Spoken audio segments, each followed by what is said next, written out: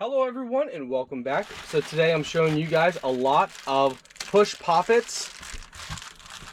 A lot of people have different sayings and terms for these, but like, you know, some people call them dimple poppets or dimples. So what you do is these are great for anxiety, and when you're stressed, you press each one down in and it makes a pop sound.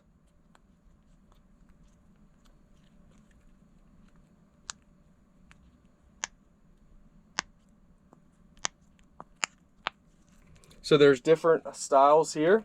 You have a heart, you have a square, circle, and then you got all these different colors. And the nice thing is they're all on a keychain, so you can put it around a belt, a keychain, backpack. You can put them all over the place. These make great gifts if you're a teacher, for your students, if you're a parent, if you're an organizer. Having all of these, and the colors are really nice. I mean, I don't know if the camera's picking up the colors, but as you can see, they just pop. They're really nice. And there's just different styles. Overall, absolutely love them. So we're giving these away.